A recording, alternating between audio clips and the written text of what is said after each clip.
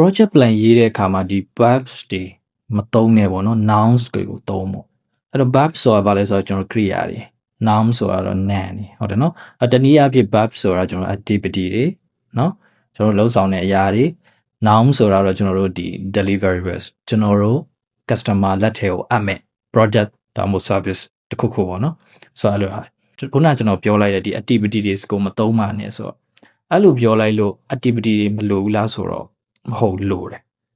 နော်အလုပ်လုပ်ဖို့အတွက်ကျွန်တော်တို့ activities တွေတနည်းအားဖြင့် verbs တွေလိုတယ် activity verbs တွေဆိုတာပါလဲဆိုတော့ကျွန်တော်ပြအဲ့တော့ဒါပေမဲ့ဗျာဒီ activity ဆိုတာကြတော့ကျွန်တော်တို့ဒီ internet ကိုယ့်ရဲ့ team အဖွဲ့သားတွေအတွက် schedule ဆွဲဖို့ပဲသုံးအောင်အဲ့တော့ customer ကိုပြမယ် plan မှာ activity မထည့်နဲ့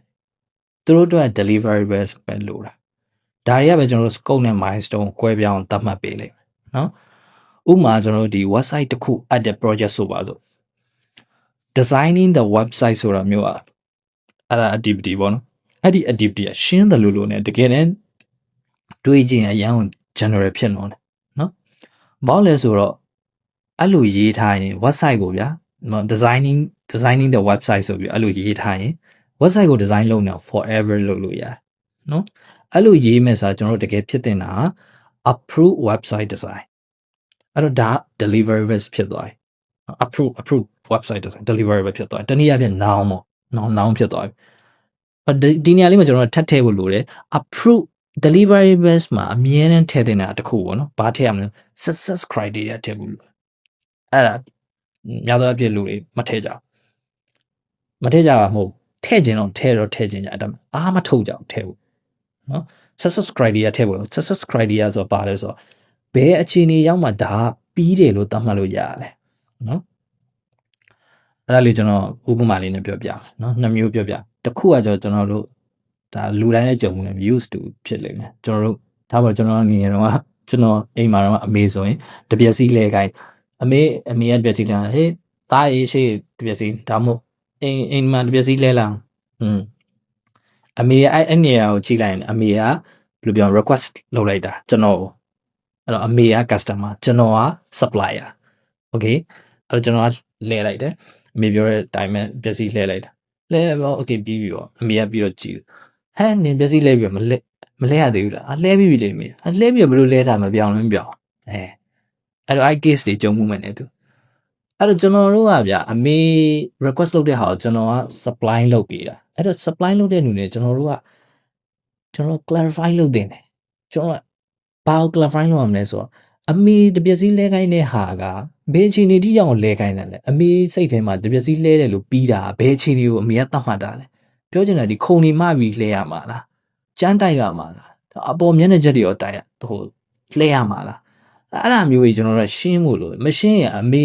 expectation နဲ့ကျွန်တော်တို့ fulfill လုပ်တဲ့ဟာနဲ့ဘလို့မှအဆန်မှာမဟုတ်အဲ့ဒါကျွန်တော်ရှင်းဖို့လို့ဒါကကျွန်တော်တို့ဒါလူတိုင်းကြုံမှုကြမယ်တကယ်ဟို real scenario ကျွန်တော်တို့တကယ် professional life ကိုတော့ကြည့်မယ်ဆိုရင်ကျွန်တော်ဆိုရင်ကျွန်တော်တို့က SAP ဘိုင်း ERP ဘိုင်းပေါ့နော် ERP ကရမ်းရှုပ်ထွေးရဗျာရှုပ်ထွေးရဆိုတော့ပြောရမယ်ဆိုရင်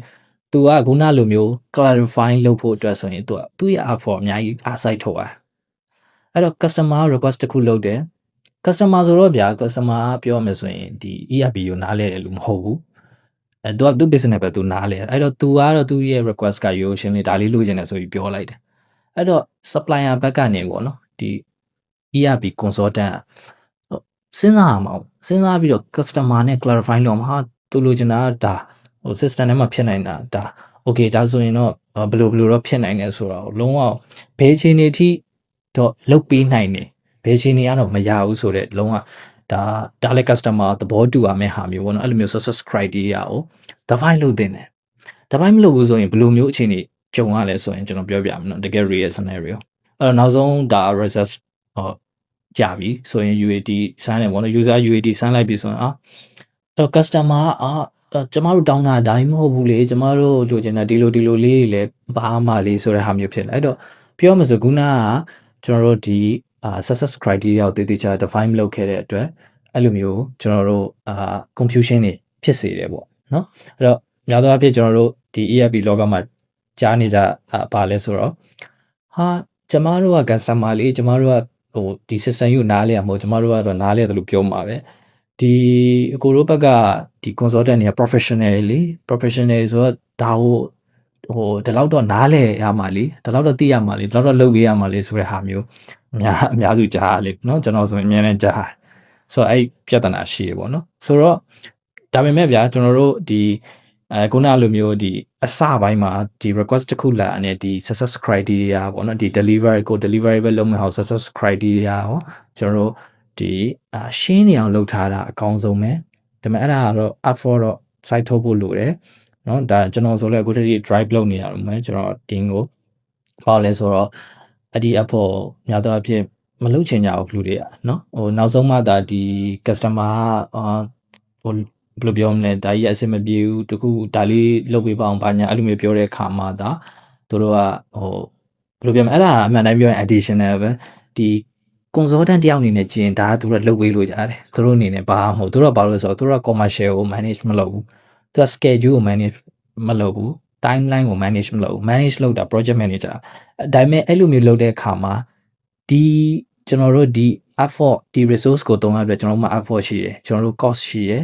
နောက်တစ်ခုက timeline အချိန်ရှိတယ်အဲ့ဒါတွေကျွန်တော်တို့လာထိလိမ့်မယ် project manager ကိုလာထိเนาะအဲ့ဒါလေးကျွန်တော်တို့သတိချက်ဖို့လိုတယ်အဲ့တော့အဲ့ကြားထဲမှာကျွန်တော်တို့ကဘယ်လိုပြောမလဲ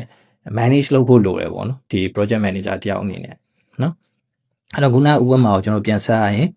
ကျွန်တော်တို့အမှန်တကယ်ဒီ designing ဆိုတဲ့ website ဆိုတာမျိုးမဟုတ်ဘဲねကျွန်တော်တို့ဒီ approve website design เนาะအဲ့တော့ approve website design မှာကျွန်တော်တို့ခုန deliverables မှာ success criteria ထည့်မယ်ဆိုဘာလဲဆိုရင်ကျွန်တော်တို့